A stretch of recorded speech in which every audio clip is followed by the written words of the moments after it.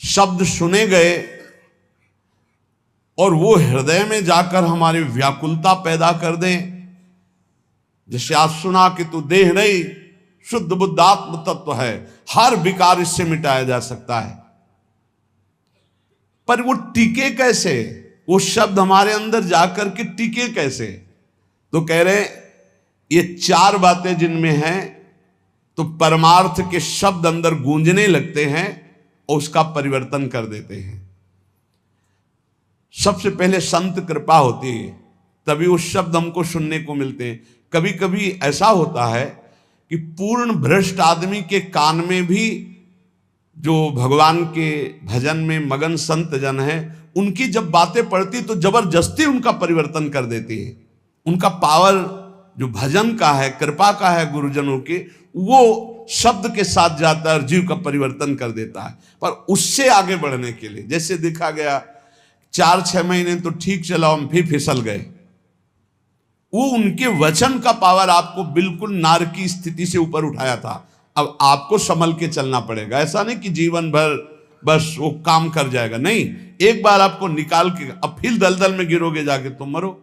आगे ठीक से चलो। ठीक से कैसे चल पाएंगे? तो कह रहे गुरु शुश्रूषणम सत्य मक्रोधो दान में वच।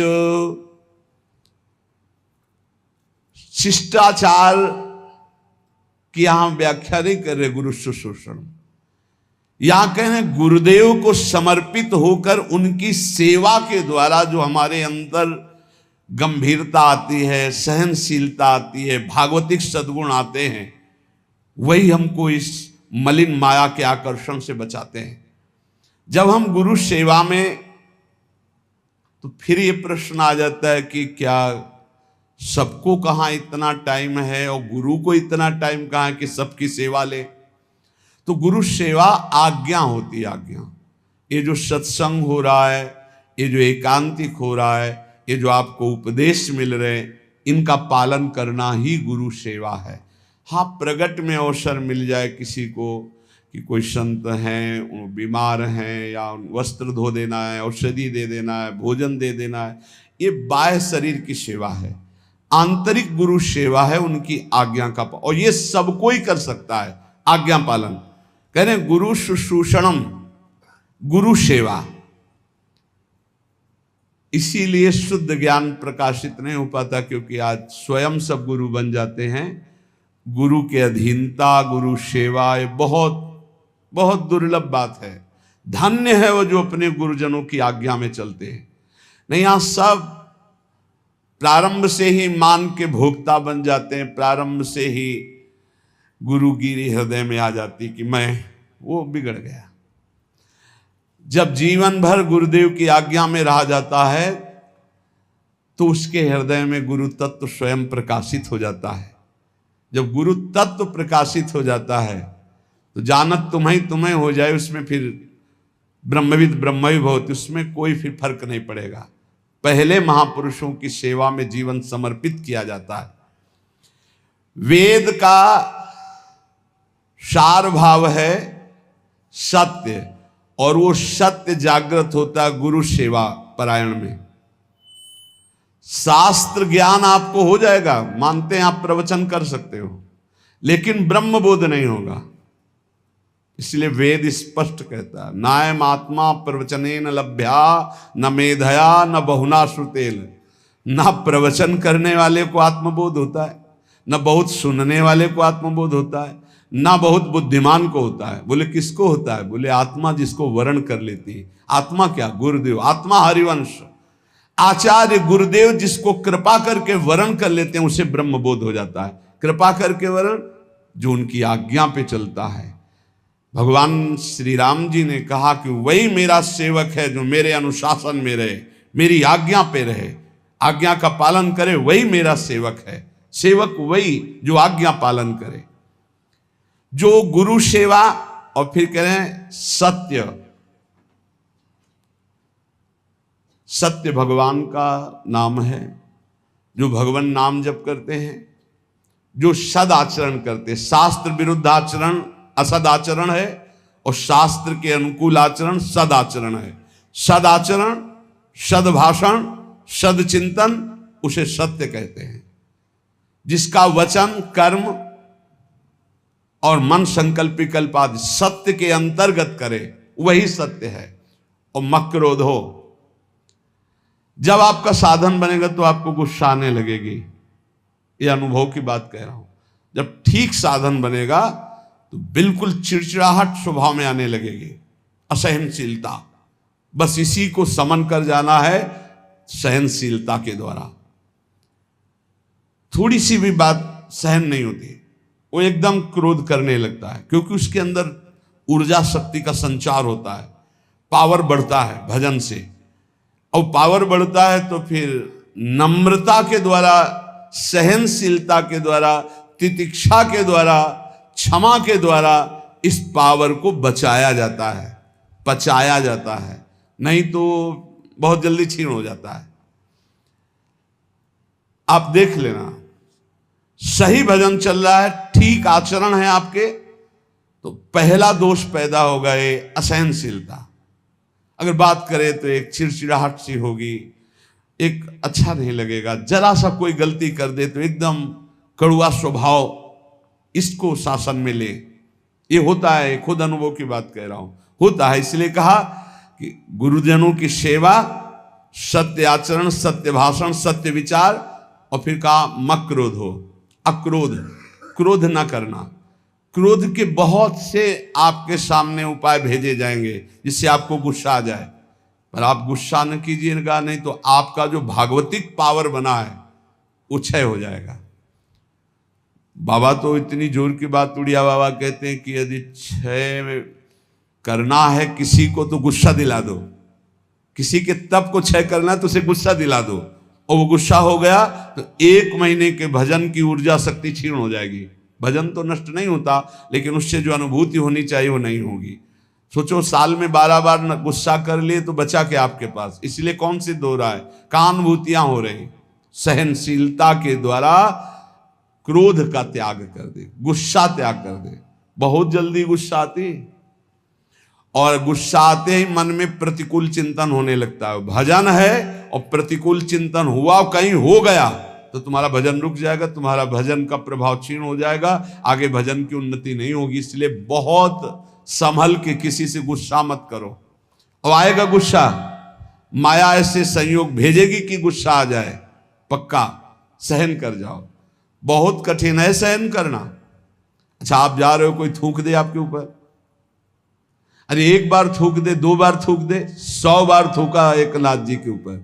वो गंगा स्नान करके, गोदावरी जी का या गोमती जो भी वहां हो, महाराष्ट्र में कौन है, गोदावरी गंगा, तो वहां स्नान करके और बार बार ऊपर से गली में थूक देता। 100 बार थूका, नीचे उतर कर आया, साष्टांग दंडवत हुआ, गलती हुई, 100 बार थूका। बोले भैया तेरे जैसा कृपालु कौन होगा, एक दिन में 100 बार स्नान करवा दिया, वैसे एक दिन में 1 बार होता, लेकिन 100 बार तेरी कृपा से।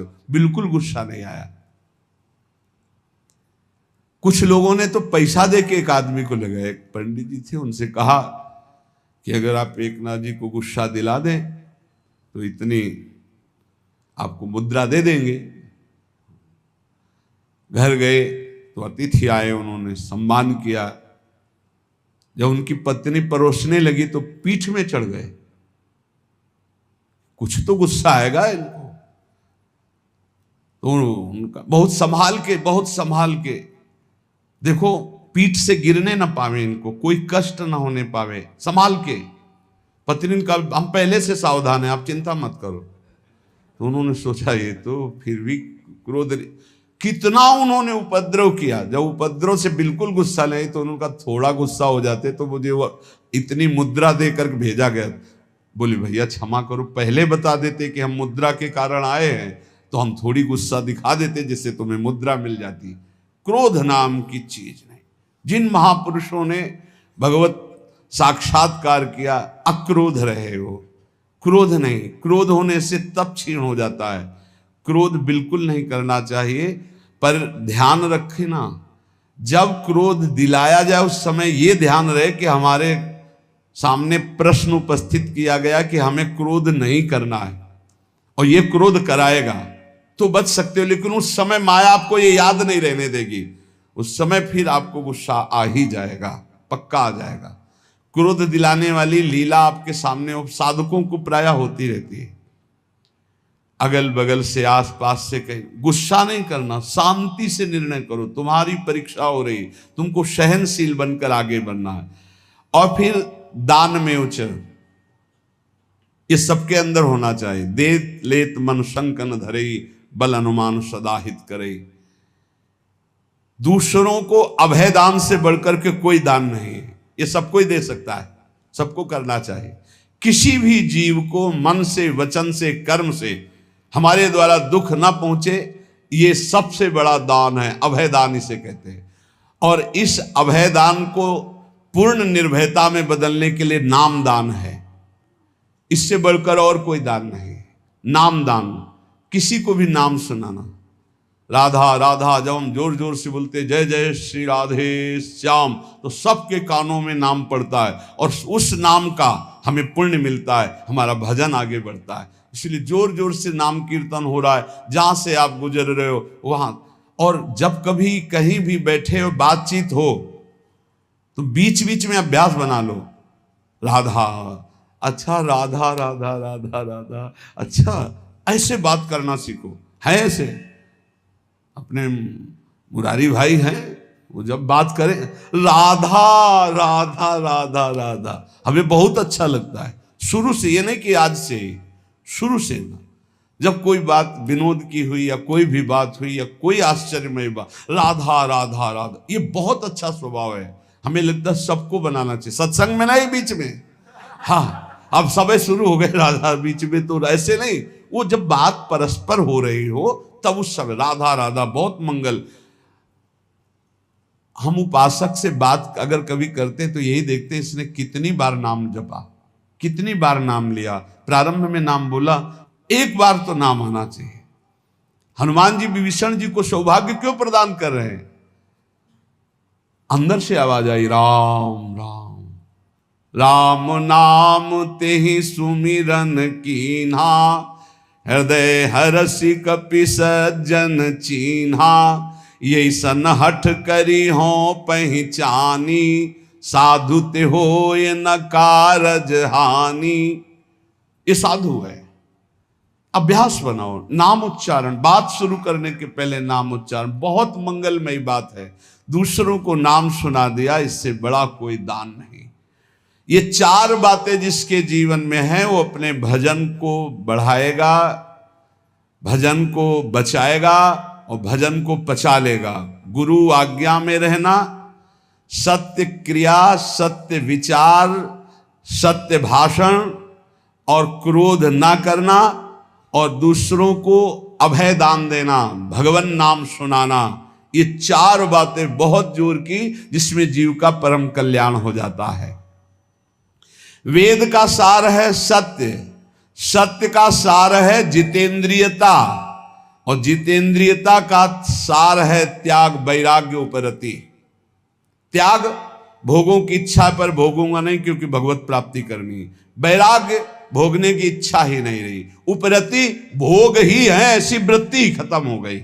ये है संपूर्ण वेदों का सार।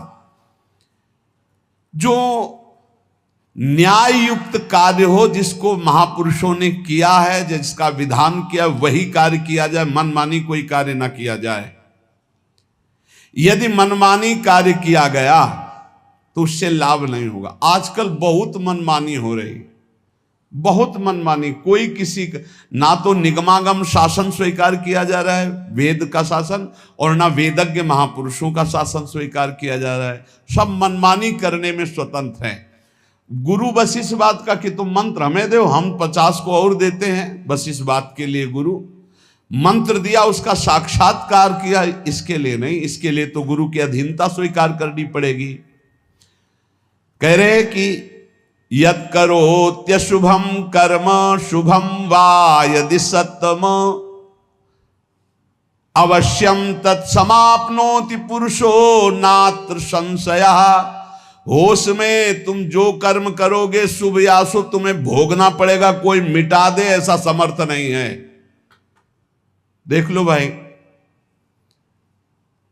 कोई मिटा दे ऐसा समर्थ नहीं, वो केवल वही मिटा सकते हैं जिन्होंने पूरी सृष्टि की रचना की, श्री भगवान, दूसरे की सामर्थ्य नहीं। इसलिए हमें विश्वास नहीं है।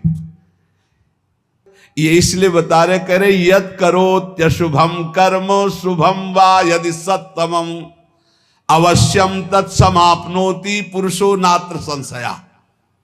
अवश्य भोगना पड़ेगा जो कर्म किए हैं। इसीलिए हम कह रहे हैं किसी पर ये मत सोचो कि तुम्हारे कर्म को कोई नष्ट कर देगा, कोई नहीं, कोई नहीं। भगवान के पिता दशरथ जी का ये कर्म श्रवण कुमार का धोखे में बद हो जाना क्या नहीं मिटा सकते थे? उनके पिता ने शाप दिया, जैसे मैं पुत्र वियोग से मर रहा हूं ऐसे तू तड़प करके मरेगा। वैसा ही पूज्य महाराज दशरथ जी हा राम कह करके प्राण त्यागे।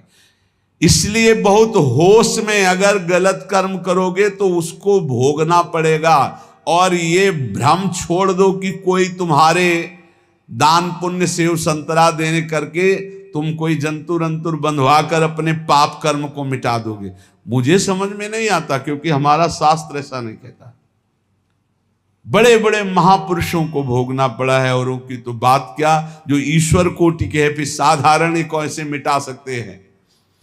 यद करो त्यशुभम कर्म शुभम वा यदि सत्तमो। भाई ध्यान करो, कोई भूल करके पाप मत करो, नहीं तो उसे भोगना पड़ेगा, अवश्य अवश्य भोगना पड़ेगा। कोई नहीं मिटा सकता, संसार में कोई नहीं मिटा सकता। इसलिए सताम धर्मेण वर्तेत क्रियाम शिष्टवदाचरेत असंक्लेशेन लोकस्य वृत्तिम लिप्सेत वै द्विज। जो सत्पुरुषों ने आचरण किए हैं, जो सत्पुरुषों ने आचरण का विधान किया है, उसके अनुसार जो आचरण करता है वो धर्म है, और धर्म करने वाला कभी दुखी नहीं होता। तो आप कहोगे धर्मराज युधिष्ठिर को 12 वर्ष का वनवास, 1 वर्ष का अज्ञातवास मिला, धर्म करना क्या, वो तो धर्मराज हैं। तो जुआ खेलना अधर्म है,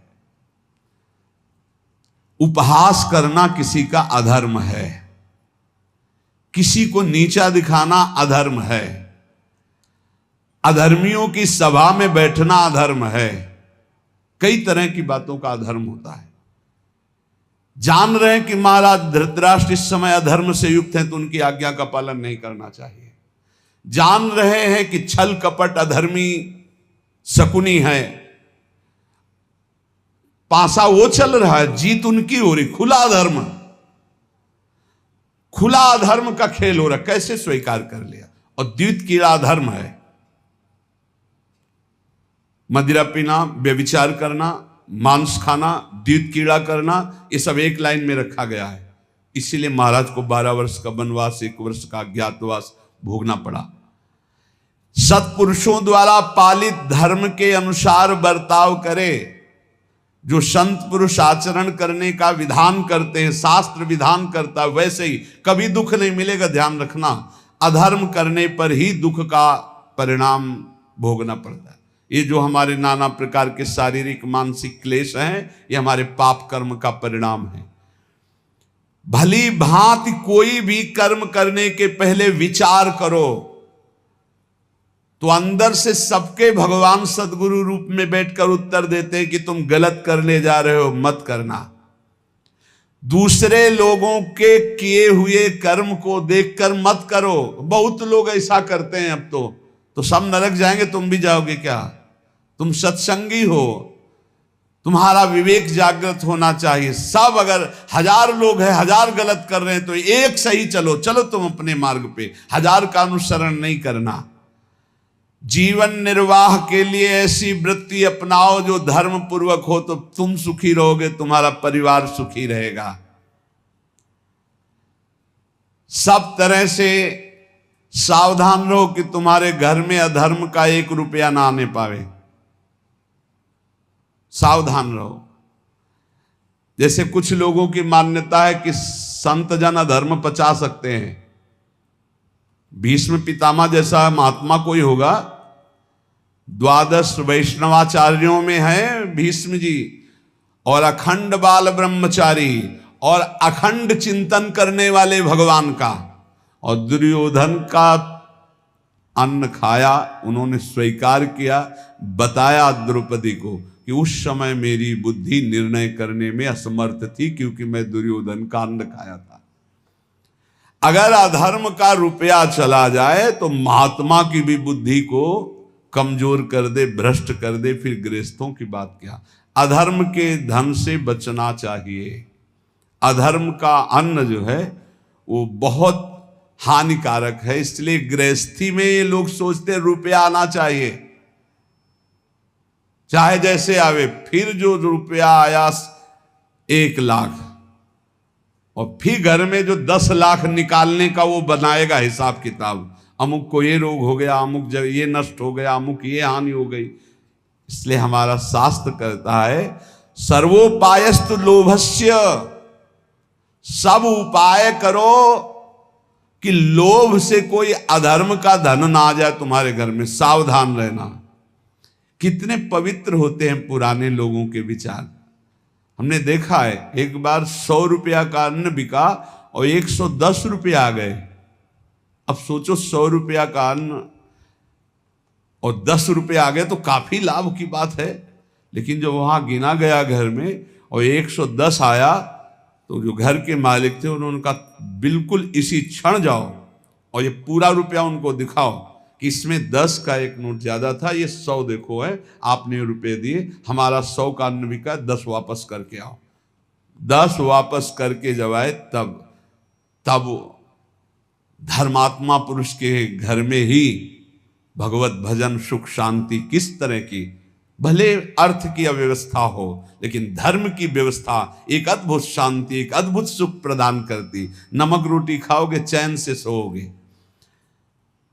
अगर अधर्म का भाव होता तो बोले अब हम तो बेचा है भाई, 110 आ गए, वो तो चलो 10 ज्यादा ही आ गए, वो निकलेगा कहीं ना कहीं से, किसी को परेशान करेगा। इसलिए कहा तुरंत हटाओ इसको। ये बात सत्संग में बैठा लीजिए, गृहस्थी में जो आप जन है या जो भगवत मार्ग में भी है, अधर्म का धन किसी को भी चैन शांति नहीं लेने देगा, तत्कालिक लगेगा इतना आ गया यार सब ठीक है, सब ठीक नहीं, अब आतंक मचाएगा वो, अब दुख देगा। इसलिए उपाय करना चाहिए अपनी इंद्रियों को पावन करने वाले तप का। उपाय करना चाहिए किसी भी तरह से हमारे घर में अधर्म का धन ना आवे, इसका उपाय करना चाहिए। भवसागर समुद्र से इससे पार होने का, भगवत प्राप्ति का, क्रूरता का जो अभाव, परम धर्म का आचरण, उत्तम व्रत महापुरुषों द्वारा आचरित और सर्वोत्तम ज्ञान इस समस्त पापों का नाश कर देता। सर्व